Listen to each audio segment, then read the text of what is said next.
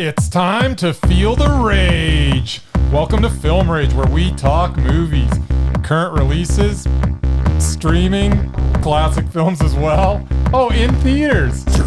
It's true. Directors and actors beware, as you cannot hide from the rage. My name is Bryce, and I'm part of the Film Rage crew. Hillbilly Film Rage crew. Hillbilly. Which also includes Jim. Hey there, Jim. Hey, Bryce. And I'm currently staring at Murray, and then I'm looking at an Army of Darkness poster, and man, do you bear a striking resemblance to Bruce Campbell. Doesn't he? I tell ya. I'll take that every day. That's So right. with the introductions out of the way, let's rage on. I just think that Murray's got a nicer chest than Bruce Campbell, but that's me. I have been losing weight, so yeah, I'm more buff than I used You're to. pretty fucking sexy. All I need is a chainsaw. Yep. Well, thanks to all who've been supporting us. If you love our independent podcast, please support us and the growing Film Rage community by joining our membership at buymeacoffee.com/Film Rage YYC. All members get special episodes and content only for members, and all members that sign up will get a special limited edition Film Rage merch item. If you cannot commit to a membership, you can still buy us a movie rental and dare us to see a terrible movie. Shout outs to all our listeners all over the world. We had the biggest international month this last month on Film Rage, and I'm just going to tell you just a few of the countries that got to hear our sweet, sweet voices. It's the usual cronies, like Canada, the Canada cronies, US, UK, Germany, Italy, Australia, Ireland, Japan, Nicaragua, Netherlands, Norway, Russia, and Uruguay. So thanks, all you fabulous countries. What about Ecuador? Ecuador wasn't this month. Didn't you say I know. Moldova I love too? Ecuador. Yeah, Moldova, but that wasn't this month. I thought Moldova was actually a fake country. I wanted 'cause Moldova. That was where they went to at the end of Red. I want to live in Ecuador. I want to live in Moldova now. The average Moldova. Let's go to temperature in Moldova. Ecuador is like 23 degrees, 12 months. Well, that's not true. In Cuenca, which is Only up in the mountains. Cuenca. Only Cuenca. Yeah, they're in this weird weather bubble. Pattern bubble, yep. Yeah, and it's like 23 degrees like every single day. So, Ecuadorians, if you're listening, Yes, listen to us. then build a home for Bryce. He'll be Sometimes- there Yeah, soon. if you get Sometimes we're if entertaining. you get some spare rooms, let us know. We'll come down to visit. Yeah, we'll crash. And other times we're not, There you go. like now. All right. Exactly. Thanks to the geography lesson. I love Ecuador.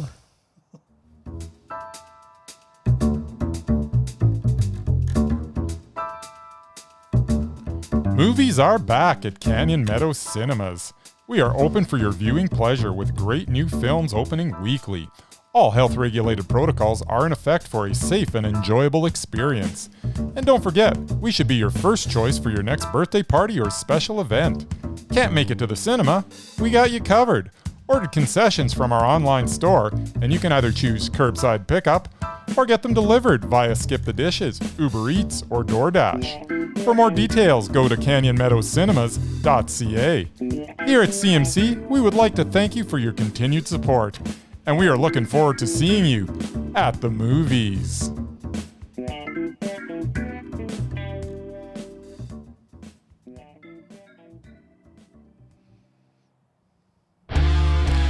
Oh, no streaming No this week. streaming, but Jim was No- still dancing. There will be no dancing here, my friends. We are meddling out. Too much in the theaters. No time for stream. Did we not stream anything? Nuh-uh. Nothing, honey. Not officially. Well, I streamed like a shit ton of stuff because it was Halloween, but nothing that we're going to talk about. Exactly. I watched a Grinch special, like a Halloween special that was like Oh, a yeah? prequel to the Grinch that's What? Yeah.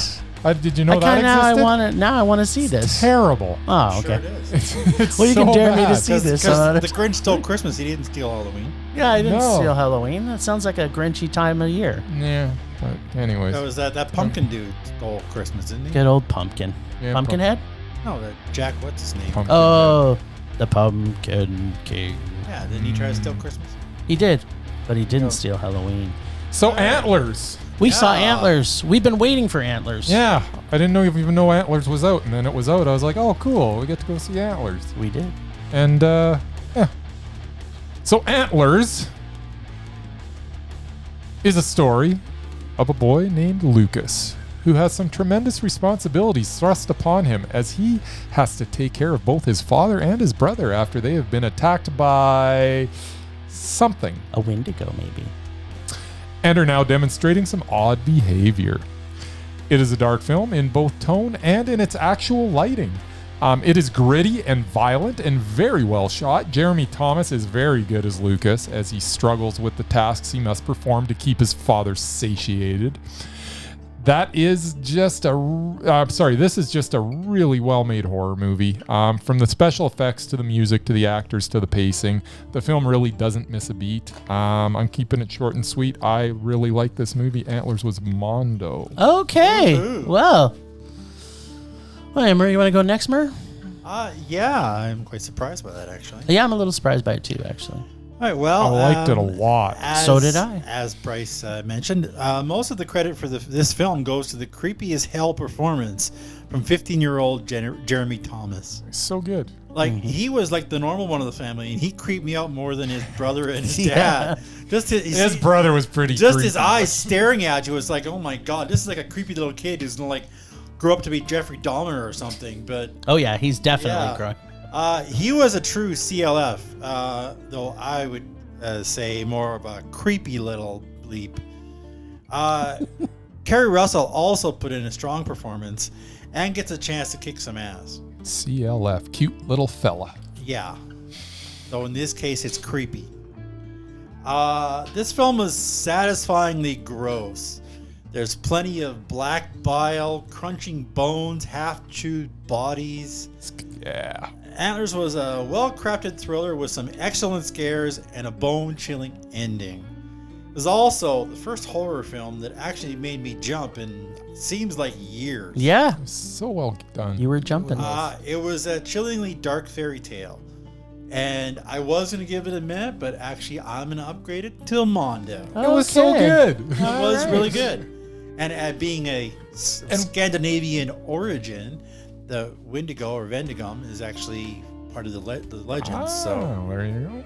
Very interesting. There you go. And what say you, Jim? Well, first off, happy Halloween, everybody. I know we're a little bit late, but we got to see this for the weekend of Halloween, so we couldn't have been happier. First off, CLFs everywhere, and no, they're creepy little fuckers. Cute little fellas. No, creepy little fuckers.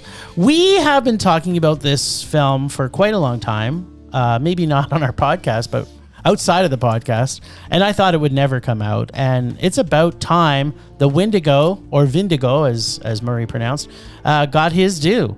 Yes, our Aboriginal friends have some great stories to tell, and this is no exception. This has so much good in it with the gore and the creep level of fucked upness, especially traumatizing a 12-year-old. In the movie, he's 12. To some messy levels. Not since Interview with a Vampire or perhaps Brightburn have I been as impressed by a CLF for their ability to dominate every scene they are in. This kid, Jeremy T. Thomas, who plays Lucas, was motherfucking brilliant.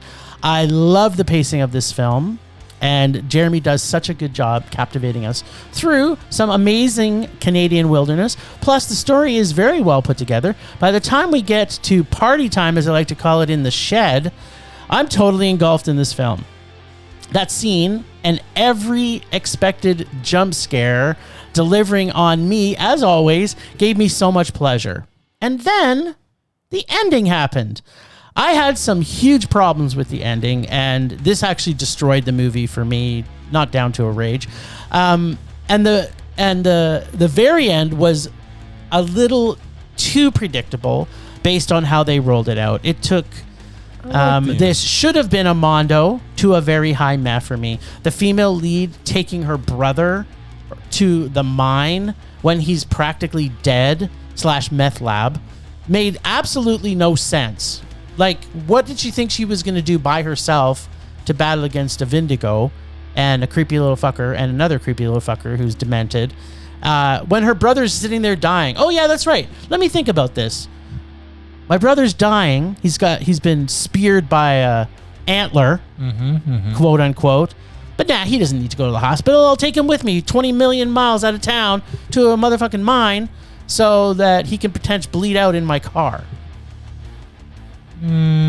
Plus, do I need to remind you about when we get to see the CGI Wendigo? Yeah. Yeah, It was all right. it was not good.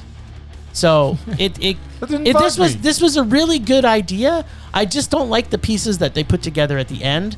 There's no way she would have been able to take down this Wendigo. He'd been eating way too many people by that time. He only weakens when he eats somebody, and he wasn't eating anybody when she got there.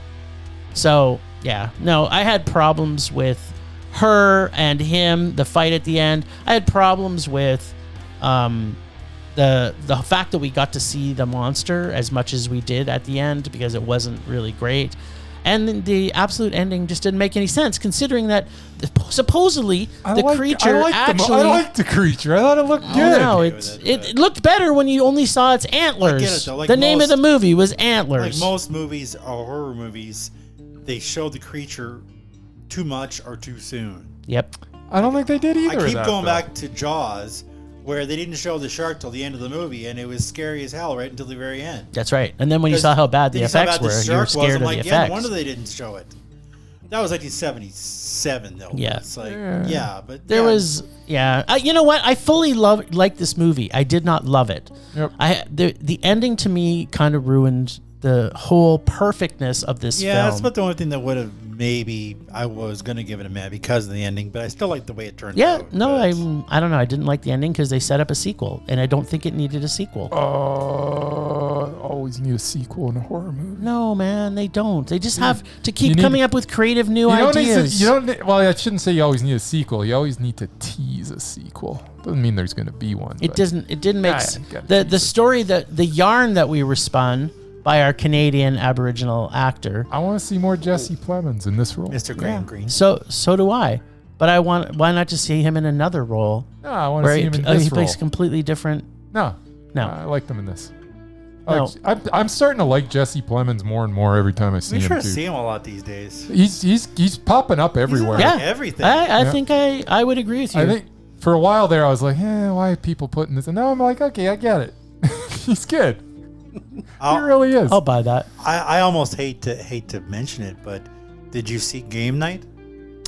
Yes. Yeah. He was pretty good in that. Yeah, he was good in that too.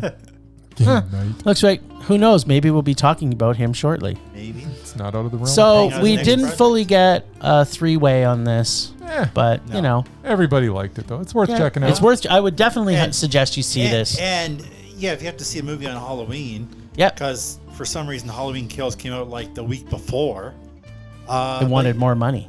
I guess so, but it's like, Halloween weekend, you want to go see a scary movie. Yep. And this fit the bill. It was good.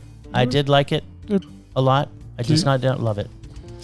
All right. What else did we see? Well, before our 12-hour Halloween fest, which I'm sad to say none of us actually went all the way through, we had a little matinee last night in Soho. Acclaimed director Edgar Wright's psychological thriller. I like Edgar Thomasin Wright. McKenzie from Jojo Rabbit plays Eloise, an aspiring fashion designer from a small town that moved to London to attend a fashion school. When she moves into a new loft, she's able to mysteriously enter the 1960s, where she encounters dazzling wannabe singer Sandy. What? Glamour is not all it appears, and the dreams of the past start to crack and splinter into something far darker and more violent. The fabulous Anna Taylor-Joy stars as Sandy, takes us on a journey through her dreams and nightmares of 60s London. Rounding out this amazing cast is the late Diana Rigg in her last film, and Hollywood bad guy Terrence Stamp, also known as General Zod. Yes. This film was an impressive experience in sound and vision. The amazing soundtrack, colorful outfits, and trendy vibe had me wishing I was around in the 60s. Yeah. Or at least having all that crazy wild sex. Exactly. Last Night in Soho was kind of a messy and occasionally frustrating film, but it was thrilling nonetheless. I think I'll use that word. I was absolutely mesmerized by Mackenzie's transformation from a simple, naive girl to a decadent, dark, and twisted soul like Sandy. I wasn't entirely happy with the ending, but I still found this to be a groovy 60s vibe Mondo. What? And I still consider Edgar Wright to be Undoubted. Oh, there you go. All right. You want me to go or you want to go? I'll go. Last Night in Soho was super enjoyable for the first 2/3. The character development, the music, the acting, and the set design was intoxicating. But then in the last third of the movie, I became frustrated as its promising beginning gave way to an infuriating and at times directionless last third. I was not even sure what I was supposed to take from this when all was said and done. It is a slick, well-acted film, solidifying Anya Taylor-Joy and Thomasin McKenzie as leading actors, that morphs into a mess at the end. I guess that makes it meh, as the first 2/3 were so good. But alas, it's meh. I kind of feel dirty, actually. Or at least like a dirty old man, because Anna Taylor-Joy in this is super hot. And I'm gross. That's all I want to say. Terrence Stamp, as usual, is amazing. The whole atmospheric beauty of this film is mesmerizing through most of this film. And as our lead actress, Thomasine McKenzie does a great job moving in and out of dream state as we travel forward and backwards to the 60s to present. I truly was enjoying this horror action ghost story for pretty much 9/13 of the film. But at one point in the film, the bottom really drops out and takes a desperate spiral of ooh for the last 4/13 of the film. All the great scenery and acting cannot save this ending of this script, and the very ending was very disappointing. It was enjoyably visually and musically, but overall for me it was a meh. I'm glad Murray liked this. After watching this, I did not think he would love this film. Of course I would. I'm kind of happy that you loved it so much. I've been obsessed with the 60s since I was like 12. I've been in love. Like every TV with show free that love. comes about 60s, I love it. I mean, I love the whole era. So what do you like much about the 60s? Is it the music? Is it the hair? Is it the miniskirts? Like I said, I've watched a number of TV shows and some movies about it, and it's just it was a turbulent time, but it was also a simple time. Like one show that I watched is American Dreams, and it was a simple Catholic family, and it was all about Dick Clark's American Bandstand. And it was, like the music was it was simple, right? It wasn't, except for 4/4 beat, and you can dance to That's it. right. And then then there had a lot of the Vietnam War, and then the protests and stuff. It's just a fascinating decade. And I was born in 1971, so I was born in the 60s. I got to enjoy all of it. like what, a 3-year-old? Well, yeah, as a 3-year-old. I love the music from the 60s. So yeah, I was totally into I was this movie. still dreaming of free love And when I was born. visually, it's like it was like this movie was just amazing to watch. It was very But visually yeah, I will great to admit see. the ending was a little disappointing. I didn't like the way it ended, but No. Yeah. I'm glad you fully loved it. I really am excited about that. Excellent. Now, I've only been talking about this for, I don't know, months. years now. It's been, when did we first start talking about this? Last summer. Oh, about last summer we found out it was coming out, and we've been counting down ever since, and we've had to restart our countdown a few times because it just never came out. Yes. But it came out finally. It finally Did it live out. up to expectations, Jim? Well, let me tell you. The French Dispatch by our man, Wes Anderson. The French do love their nudity, and yet again, they deliver. It was quite surprising, too. Wes Anderson style. Tilda Swinton does her best Jane Lynch. Timothy Chalamet does his best Jason Schwartzman in absence of Jason himself. And Owen Wilson does his best Owen Wilson.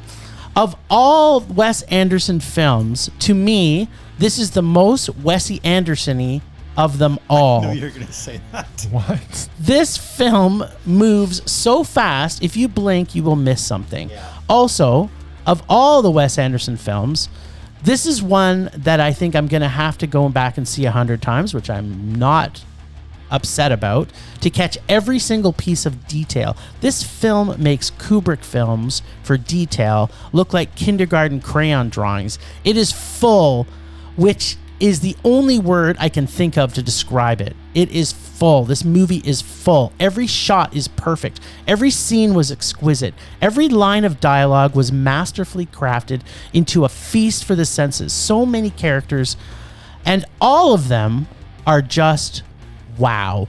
I had a smile on my face the entire time this film was playing, even through the credits.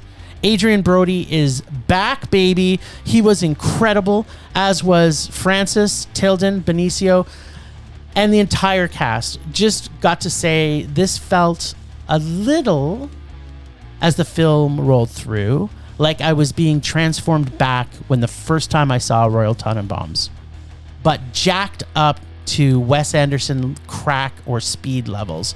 How did he make this painstaking detail of the sets alone? This would have taken years to even create, let alone put together. Murray, you want to see what a storyboard looks like? This would be a doctoral thesis on if you're going to want to know what a storyboard looks like. Yeah, it's what a try and imagine how many storyboards made up this film.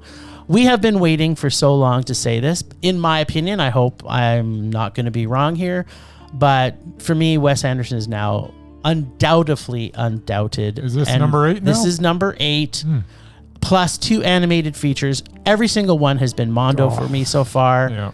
And as predicted, Bryce, the only American-French film this year worth seeing. Whatever. Favorite line, though, and it's a big one. There's a lot of lines in it, but my favorite line was, "Altar boys high on the blood of Christ." Yes. I laughed for 5 minutes straight. That was good. That was good. So good. I'm even laughing now just thinking about it. It was so good. It was. What say you, Mur? Well, to borrow a line from my favorite movie musical, this film was a spectacular. I had forgotten how much Wes Anderson loves to assemble his huge cast of Hollywood elite. I found most of the film enjoyable, though some of the narration, especially by Jeffrey Wright, was putting me to sleep with its rapid-fire big vocabulary and monotone delivery. What? Yes. When I was not able to follow the dialogue, I actually kind of tuned out. It was enjoyable and funny. Still a meh. Too much story. Sorry, can't Mondo it up. It just. Well, you know what? Right. We only needed a meh from you. Yeah. Well, good thing I didn't rage. Unless Bryce rages, it's pretty never much know. given that Wes Anderson is now might. officially undoubted. I've actually how I felt about this movie is a little combination of actually everything good that Murray had to say, as well Everything I as say is good. as what me and Jim are simpatico basically on this. In fact, I'll probably use some similar phrasing. What? The French Dispatch is another film from Wes Anderson. And stop me if you heard this before, where from frame 1, I am smiling and I do not stop until the final credits roll. Anderson once again collects an amazing cast, many of them mesmerizing, to act out his unique vision. I am convinced that Wes Anderson will be forever undoubted, as pure joy permeates every frame of every one of his films. The French Dispatch is no different, and as Jim say, maybe he's even taken it to another level. His use of color and his set designs are unrivaled. Plus, the film is just funny. Not many people can do comedy these days, but Wes Anderson can. For all these reasons, The French Dispatch is, of course, Mondo. Well, we don't get a button, Murray. I know. We haven't had a unanimous decision today, people. It's true. This is kind of fun. I'm just happy that Wes Anderson is finally where he deserves to be. On the list. On the undoubted list. We should just take off everybody else now. Yes. We'll just call it the Wes Anderson list. It would make sense. So for people who are listening to us for the first time, if you go check out our website, we have created it's called The Lists on our website. and you will see Undoubted, Doubted, Mesmerized, and Repulsive. And all the rules as to how they apply are on there. But we've been waiting because as much as we think Wes Anderson's made 100 films, he'd only made 7 until this one. Well, 7 live action. 7 live action. When you have 75 actors in your movie, you can only do one every 2 years. I don't know how he affords to pay everybody. Everybody must just work on... People are, I guarantee they're lining up to be in these it's movies. like before Woody Allen was a pedophile. Everybody would pay to be in a Woody Allen movie because the scripts were so good, right? It doesn't get better than Wes Anderson. It just doesn't. No. So you know what this means when we go... I know this is terrible. We're going into our next segment on a super high. Yep. Yes. But you know what it means. Temperature rising. Vision blurring. Rage taking over. I'm sure you never find a lack of things to rage about, Jim. Yes, sweet, sweet rage. There wasn't a lot that we saw this week that actually makes me rage, other than the fact I'm going to bring it up. That endings that make films fall off a cliff. In my opinion, this could have been a 3-mondo week. It was the scripts or maybe the direction that caused 2 of the films for me to not make it to Mondo. And one of them for me. Yeah. So that's my rage this week. I just like, how can somebody take a movie so far into it and then rush the ending? Or not just rush it, but just not put as much thought into it. It's like there's so much logic that went into Antlers. You would think that the ending would be what they focus on. You almost have to have this ending in mind when you're creating this story. But you know, how many times have we seen extra features, right, where they talk about, like we hadn't even figured out what we were going to put. How do you start shooting and not know what the fucking ending is? How many times have they shot like 5 or 6 different endings for a movie? Yes. And it's like trying to figure out what it was. Did you not have a script? Like, yeah. Why are you shooting more than one ending? I don't understand. Well, and especially when it takes things. It took me out of the movie for that one. And same thing with Last Night in Soho. They took me out of the movie. And I understand, Murray, why you actually. I'm not criticizing your rating on it. For me, we both loved it. Yeah, but it's one of those things. It's one of those things that it just, I can't understand how they take themselves out of this amazing thread, and then they just put something in there. It's like, oh yeah, let's just throw this in here at the end. This will fix everything. And it was just like, what? It was like flipping over your pancake and it's burnt. That's my rage. Get the endings right, people. That never happens to me. You never burn your pancake on the one side? Perfect. I forever walk out of the room and forget I had a pancake on. It takes me about 3 or 4 to get them right, but once I get it right, they're golden brown, both sides. Nice. I love it.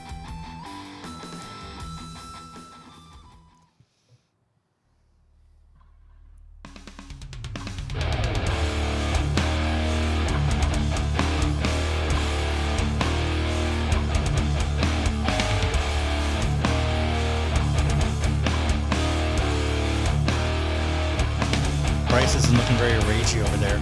Well, my rage this week is Frank D'Angelo. And I will expand on it in our Rage or Dare segment. Who the hell is Frank D'Angelo? Oh, you're going to find out, Murray. Oh my goodness.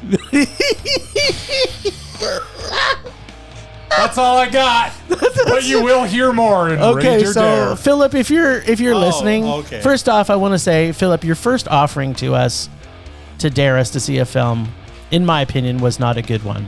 Although it did make me rage, I think Murray and Bryce both liked it. But this one you delivered on 100%. And then some. And then some.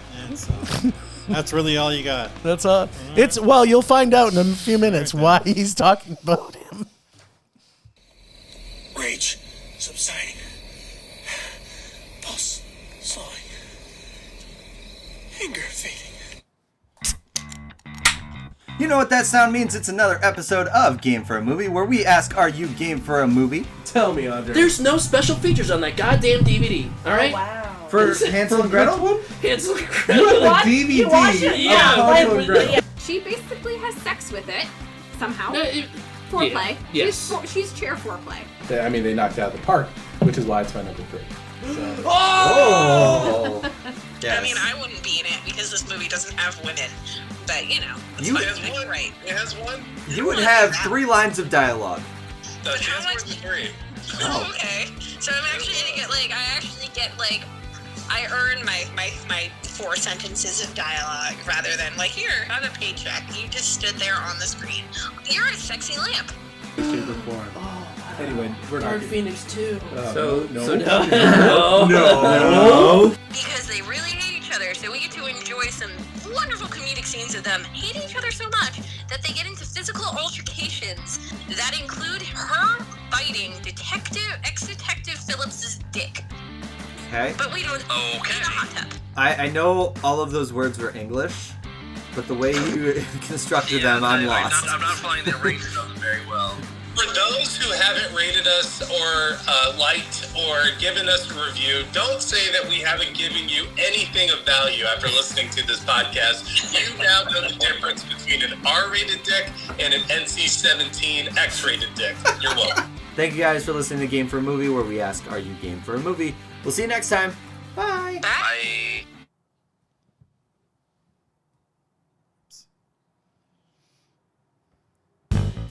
All right, well, this week I'm going to keep it short and sweet. What? You're always sweet. What's the short part? This week's happy moment comes courtesy of Carrie Russell. What? Though known mostly as a TV actress, she's had actually quite a remarkable film career. We just recently saw her kick ass in Antlers, and she clearly hasn't lost her spirit. She's been in Dark Skies, Mission Impossible 3, Dawn of the Planet of the Apes, and actually recently the last Star Wars film. However, it is a lost gem called Waitress from Waitress is 2007 that really put her on my radar.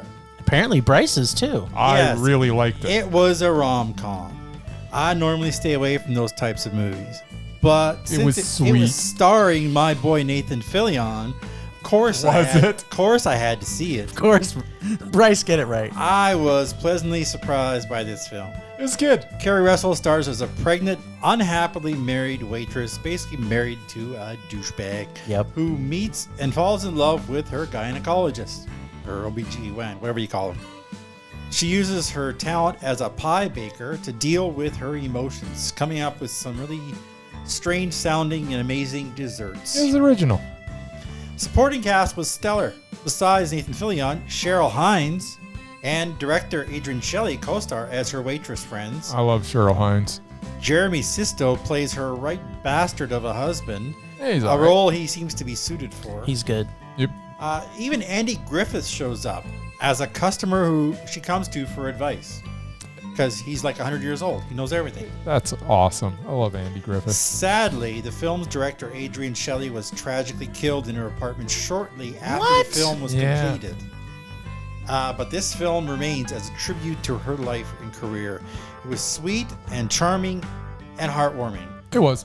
All the things I know my fellow Ragers hate, although apparently Bryce did love I it. loved it. I actually like this movie too. I This didn't love film it, but I liked it. Made me happy and made me crave pie for weeks. There you go. Who doesn't love pie? That's right. That's all I got. Nice. This is just a little sprinkling of fabulous A joy little bit of sugar. as we get closer to Vegas. You bet. I don't eat sugar. Well, you should. You can have some saccharin. Natural suger. I get You it can in have fruit. sac- There's your problem right there. You can have saccharin. I get my sugar from like a nice apple or a Natural sugar. strawberry Yep. or a blueberry or a raspberry. Please don't list every fucking thing you eat right now. Apparently he's going to. Oranges, banana, No, you can stop right now. Okay, pineapple. so the Undoubted Wes Anderson. Yeah, let's just lead off that. I mean, Wes Had- Anderson is now Undoubted. Just make it official because we're now It's on now the list. it's now official. It's official. Should we just roll that? Should we just actually go back and talk about Wes Anderson for just a short minute here? So, and we've already done this before, and I know Murray hasn't seen all these movies, so he can't really say. But we're going back to his very first movie, which was Bottle Rocket, which was a Mondo. Oh, so good. We saw Rushmore, which is actually my favorite of all his movies, by Loved the way. it. Except I might like this one better. Yeah. Then the Royal Tenenbaums. Oh, so good. Which is also Mondo. The Life Aquatic, which is with Steve Zissou, They're with all Murray's best friend, They're all Bill Mondo. Murray. That's right. Which is a Mondo. Then he did the Darjeeling Limited, which is a Mondo. Then he did the Fantastic Mr. Fox, which is an animated feature, which was also Mondo. Which is like my favorite animated feature like ever. Yes, I and love it's that Mondo, movie. but because it's an animated feature, it doesn't count towards his doesn't. count. Moonrise Kingdom, which was a Mondo. Mondo. And then he did the Grand Budapest Hotel, which was a Mondo. Oh, so good. And then he did Isle of Dogs, which was animated, But so it was doesn't also count, Mondo. which was also Mondo. And then finally, The French Dispatch. Which was Mondo. 2 Mondos and a man, so we're good. There we go. He's officially undoubted. But what Wes Anderson didn't know when he made this movie was that he also put 4 people from our Mesmerized list on there. He did. So And those are we people, doing this? yes, we are. So for those who are following along, go to our website, filmrageyyc.com, and look at our Mesmerized list, and you will see these names. You will see Frances McDormand. You almost said it right. I know. Tilda Swinton, Benicio DelToro, and Willem Dafoe. Wow, those are 4 mesmerizing actors. They are, but one of them was by far more mesmerizing than the others in each one of our opinions. Absolutely agree. So we're going to write down their name, and if we all come up with the same person, everyone else is gone. Unless one of them is actually mesmerized for life, and I don't think so. Wanda Sykes is mesmerized for life from Bryce. Yeah. Murray put Russell Crowe on That's right. as for life. And I forget who I put on for life. Does anybody remember? Yeah, it was something. Somebody. Oh, it was Sean Penn. Sean Penn, right? Yeah. So those people can never be unvoted off of our list, by the way. There we go. It's now official. And if we ever get a 4th member, they might have their own opportunity to vote as well. So Pence. I don't know if we get a 5th member too. Who knows? Okay, I'm writing mine down. I've already got. I typed mine out. Whoa. Typed it. Yeah. All right. 1, 2, 3. Reveal. And we all chose different people again. I chose Tilda Swinton. Jim You chose always Benicio chose del Tilda Toro. Swinton. And You're the only one of the and 3 of Murray, us who you liked the always last 2 choose movies. Frances McDormand. That's right, 'cause she's awesome. I almost chose Frances McDormand. The last 2 movies, but that Benicio we del went Toro to, was too good. with Tilda Tilda Swinton. Swinton. Me and Jim hated them both, and Tilda you loved Swinton. them. So. but Tilda awesome. Swinton's still awesome in it. She's always mesmerizing. Yes. But that's unfortunate. Yeah. And yet Sorry. fortunate, And because yet these are fortunate. like if we ever come up with a movie where Frances McDormand and Tilda Swinton are in a movie, just the 2 of them, this could be the worst hell that we've ever lived They will through. never. Yeah. Well, Murray will just won't actually vote for. I will always be objective with my opinion, but I am sorry. Did you guys watch her? Yeah. She was unbelievable in this movie. She did the best Jane Lynch imitation I've ever seen. Oh, I actually thought it was Jane Lynch at the first. I'm like, wait a minute, I didn't know Jane Lynch was in this movie. And then apparently it was Tilda Swinton doing Jane Lynch. whatever. It was just Did you not catch that from there? You had to have. Oh yeah, there was a Jane Lynch-esque vibe. Oh, to it. totally. There was when she was doing her presentations. Yes. Absolutely. But I was You're smiling speechless already. by this. I was smiling already, and then Tilda Swinton hit the Technically, screen, all and she I was did downright giddy. was stand up in front of a bunch of people and Oh, point things out as a presentation. Genius. But she did it The very other well. cast did all the other work. Mm-hmm. They did all the hard stuff. Yeah, but they weren't quite as mesmerizing. They weren't as Benicio, mesmerizing as I will Benicio del Toro. almost- Yeah, he was What? mesmerizing, but I like. He was brilliant in it. Yeah, he was very, very good, but there was only one that Be honest, that I shone like above Bill all. Murray better than all of them. And- That's just Well, me. perhaps we should Tilda talk about Bill Swinton. Murray. Why is Bill Murray not on our list? You got me. Why isn't it on our list?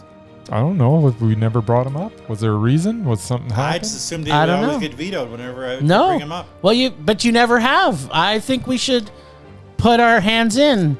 Rock, paper, scissors. Is Bill Murray mesmerizing? I say yes. Yeah, Yes, of course he is. Bill Murray is mesmerizing. There we go. He can be. So on now we have to redo this again because Bill Murray was in this movie. Okay. You're so still not gonna vote for 1, him, 2, though. 3. Tilda Swinton. Benicio Del Toro. Bill Murray. So everybody's still on. So not only did we not eliminate anybody, but we added one. Added one. That's right. But sometimes you can't avoid that. You have to actually call it out when you see it. Bill Murray was actually fabulous in this movie Of course too. he was. He's always fabulous. Yeah. Oh my God. And he was in what, like 5 of those 8 movies that Wes Anderson did? Yeah. It's like, Yeah. he's in all of them. So is almost everybody else we're talking about here. So Tilda Swinton's been in at least a few. Frances McDormand's been in a few. Yeah, she's been. Jason Schwartzman's usually always in his films. Owen Wilson's always in his films. Jason Schwartzman was in this. Wasn't he in this? Yeah. No, he was. He wrote it. He didn't. No, he wasn't was in it. He Where? Was in it. He was in it. He was in it. It was a bit part, but he was in it for was a about tiny 2 part. minutes. Wasn't he? Was like, it the same? wasn't he, like, in costume was or the something? same Like, as he was Rob like- Reiner when they just went? No. I think he had a line. I don't too. think he had a line. Yeah, no, I remember seeing him. Absolutely. I saw him, Huh. and I like tuned out for Because he actually did some of the writing on it. Yeah, I saw that. No, I knew he was. So in what it. does that have to do with the price of tea in China? I'm just saying that I thought maybe he spent more time writing and not like why we didn't have a bigger part in this. It surprised me. Sometimes I spend more time writing. Than pooping? What does that have to do with anything? What's that have to do with the price of tea in China? Sometimes you write too much. Sometimes. All right. So is that it for our list? I think that's enough for this week. Yeah. Okay then. Although, did everybody else notice that Henry Winkler was in this too? I love did. Henry Winkler. He wasn't Right? big enough part to be mesmerizing, but I I loved know. him in it. Once again, size of the part has no relevance to mesmerizing. Yeah, it's true. Well, and he was basically standing behind everybody else, so it's kind of hard to. Mhm. Anyway. Mhm. Alrighty, last week on Rage or Dare, Bryce and Jim were dared to see a film by our fabulous, super awesome member, Philip, in which Philip says, The Red Maple Leaf. It is the absolute worst movie with the best cast I've ever seen. This week we get back on track. Well, Jim will be taking a trip with Bryce Town when he pulls his midnight meat train of terrifying rage. Let's first check in with Bryce and see if he sides with Philip or if Philip was just not Star Trek enough by the awesome cast of the Red Maple Leaf. Here we go. Here's where a lot of writing comes in handy. Here's where the writing comes in handy. The Red Maple Leaf is the 2016 movie from actor, director, and writer Frank D'Angelo. The interesting thing about Frank D'Angelo is that his acting credits are exclusively in movies that he has written and directed, except for one. I can only assume he had some compromising pictures of the producers to get that role, as he's one of the worst actors that I've ever seen. But if you thought his acting was bad, it only pales in comparison to his writing. And if you thought his writing was bad, wait until you see his directing abilities. I am trying to fathom the reason that so many recognizable names among actors would associate themselves with this steaming pile of excrement. I suppose a payday is a payday, but could these actors really need the money that bad? James Caan, Chris Christopherson, Martin Landau. Martin Landau was actually the only thing I enjoyed in this. He's an Oscar-winning actor. Paul Sorvino, Mira Sorvino, Armand Asante. What are you doing, buddy? Robert Loggia, Eric Roberts, Daniel Baldwin. Okay, Daniel Baldwin. Okay, well, Daniel Baldwin. And you know what? It was kind of nice just to see Margot Kidder, and Margot Kidder. I know. They must have all been pretty hard up to be in this crap fest. I mean, what is going on? The lighting was terrible in this. The pacing was brutal. The script was dumb. The acting, great actors, but they were all atrocious in it because this guy cannot make. Oh, a film. it was. I've never seen. And he's given them dialogue that nobody could make seem either believable. Oh yeah. Or this guy just makes me Chris angry. Christopherson. I thought, what is going on here? Even the music was awful. And what was that weird Star Spangled Banner / Canadian National Anthem thing they did in the closing credits? It was gross. It was so gross. I was just like,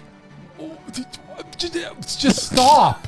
This guy needs to stop. He needs to not make anything ever again. This was just picture the worst made-for-TV movie that you've ever seen.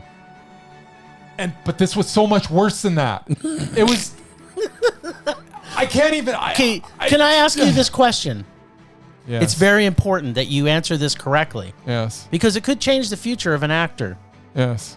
Is this movie worse than The Life of David Gale? Could this now allow us to release... No. Okay, I'm just checking.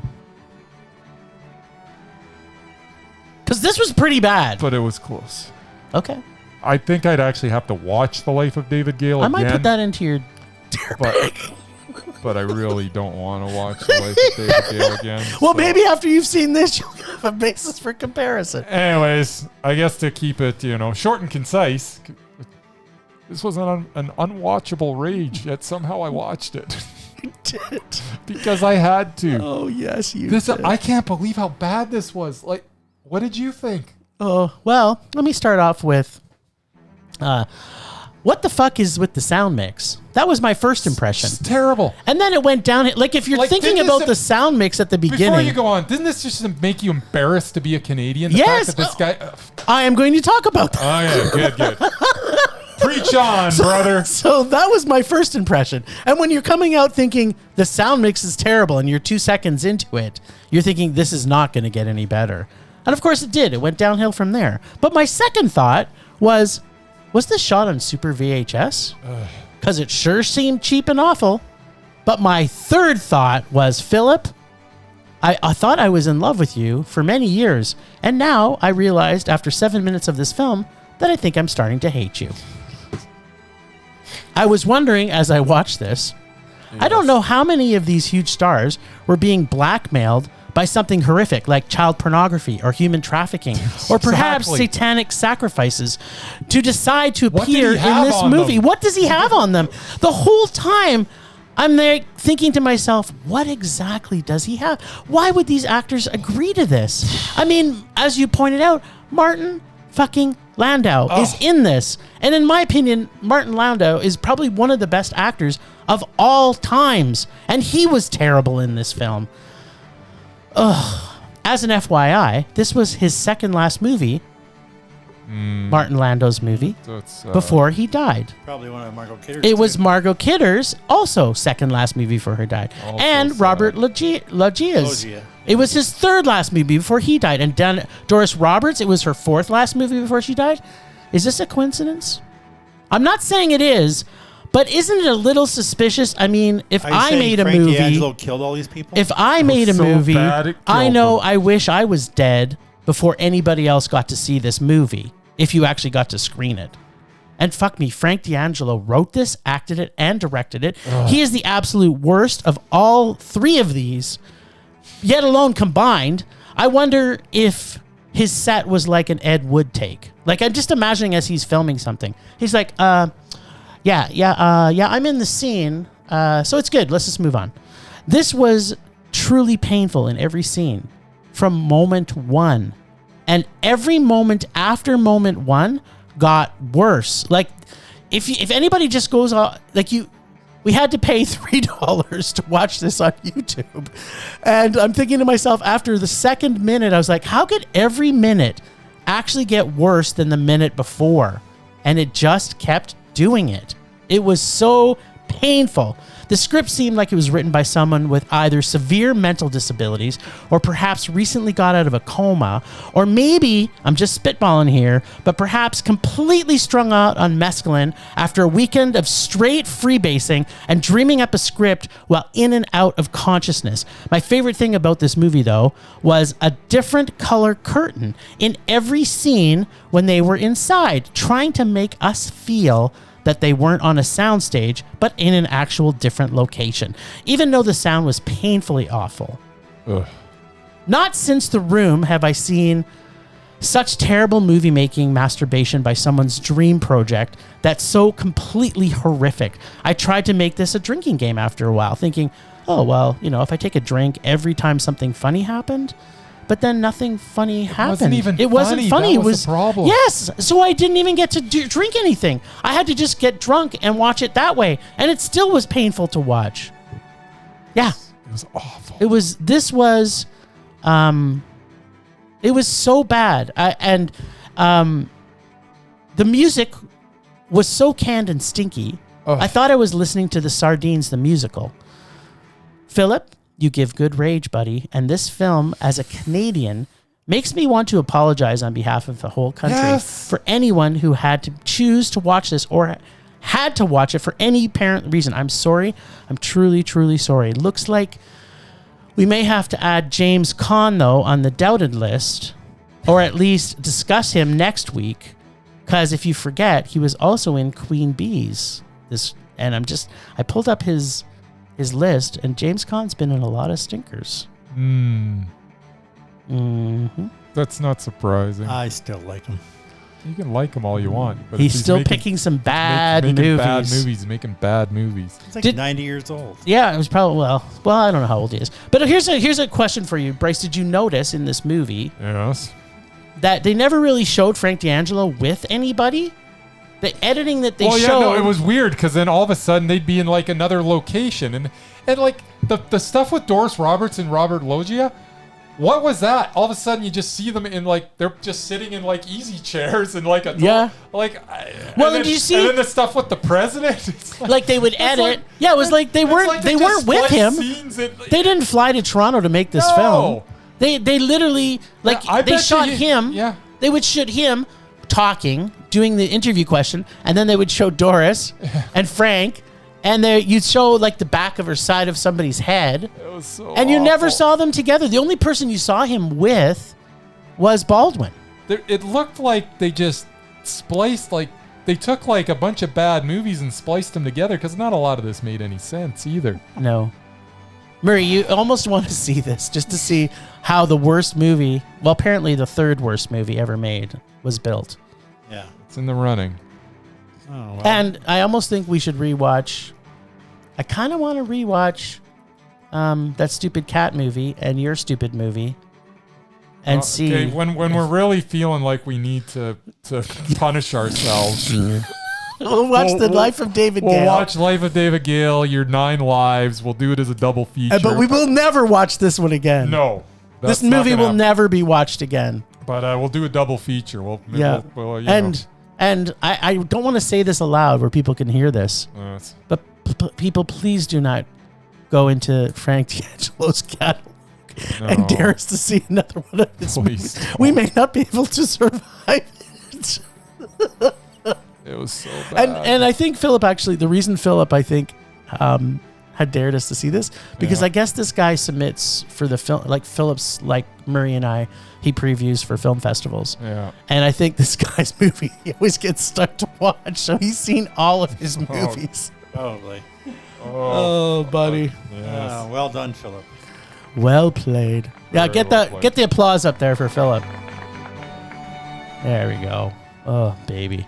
All right, well, I feel whatever I pull out of Bryce's bag this week isn't going to come close to that. Oh no, there's no way. This is your bag, right? Yes. Your bag's kind of soft and malleable. Feels kind of empty, too. Oh, yeah. Yeah, I'm gonna have to put some stuff in. Kind of like the way the feel of this bag of yours. It's not gonna be as bad as the red maple leaf. I guarantee Yeah, there's it. nothing that's going to be. Oh, really? I will be What will you be seeing, Jim? I will be seeing Mr. Nanny Awesome. from 1993. Hey, The Hulkster, I believe. it's a Hulk isn't it? Hogan It is a Hulk. classic. It is a Hulk. I'm a Hulkamaniac, so I may There you actually go. enjoy this. Who knows? Perfect. I mean, who doesn't want to see CLFs and a wrestling guy? Exactly. If he doesn't tear his shirt off, I'm going to be really disappointed. No, they'll probably tear it off of him. Think the kids will tear it off? Of course. I think he wears a. He'll get in an accident of some kind, and then it'll just fall off. Let me know if he wears a tutu in it at some point. I think he. I think in the commercials. I think he wears an apron. I don't I've know if he actually wears- seen this movie. Actually, no. I do remember him wearing a tutu I think he wears a. because I tutu. think one of the girls is Yeah. in the ballet or something. So he Exactly. actually has to like perform with her or something. This But- kind of is reminding me a little bit of the movie we watched, whatever it was, a week or so ago. with Tommy Lee Jones except for instead of them being cheerleaders, Actually, they're actually from kids. what I understand, this is considered Hulk Hogan's Citizen Kane. Oh, Yeah, I think so. That's what I heard.